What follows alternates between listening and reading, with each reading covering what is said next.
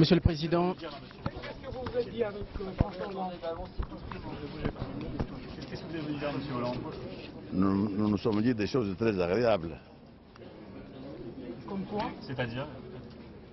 Nous avons tous les deux mis la croix sur le passé et nous avons envisagé l'avenir, la coopération qui doit exister entre la République démocratique du Congo et la France. c'est-à-dire C'est-à-dire vous acceptez votre statut comme vous êtes opposant?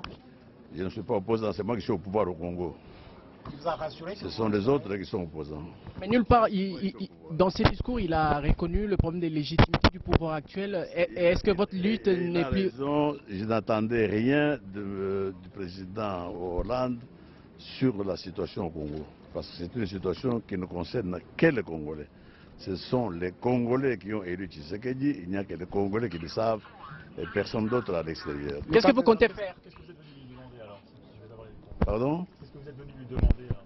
Mais je viens de vous dire que je viens de demander de renforcer la coopération entre la République démocratique du Congo et la République française, particulièrement au point de départ dans le domaine de la restructuration de l'administration, restructuration de l'organisation judiciaire et la création de l'armée. Effectivement, il ne faut pas dire restructuration.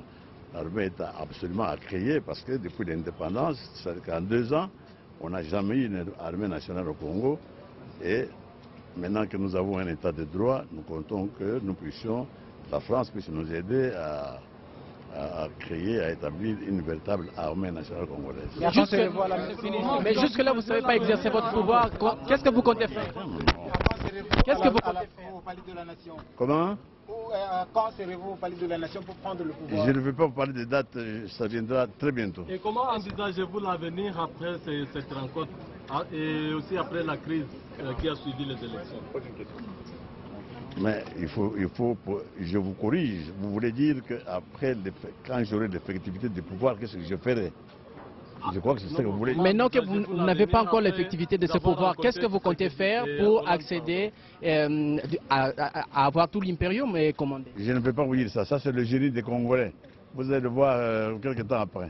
Est-ce qu'il fallait que François Hollande vienne au Congo-Kinshasa?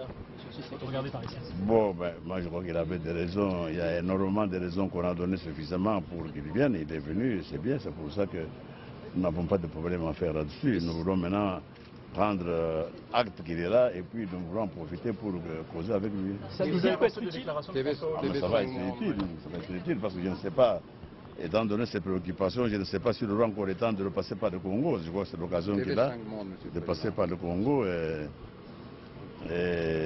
il faut en profiter pour que nous puissions, comme je viens de vous dire, affirmer les principes que nous avons. Nous croyons toujours dans les valeurs pour lesquelles il est là et qu'il a affirmé dans tous ses discours, des valeurs de démocratie, de bonne gouvernance, de lutte contre la corruption, etc. Toutes ces valeurs, l'UDPS a lutté 30 ans pour cela et je suis très content d'avoir... Et puis en même temps, monsieur, n'oubliez pas que l'UDPS est membre de l'Internationale socialiste avec le Parti socialiste français. Donc nous sommes réellement de véritables frères. Qu'est-ce que vous lui avez demandé de faire sur la situation au Kivu?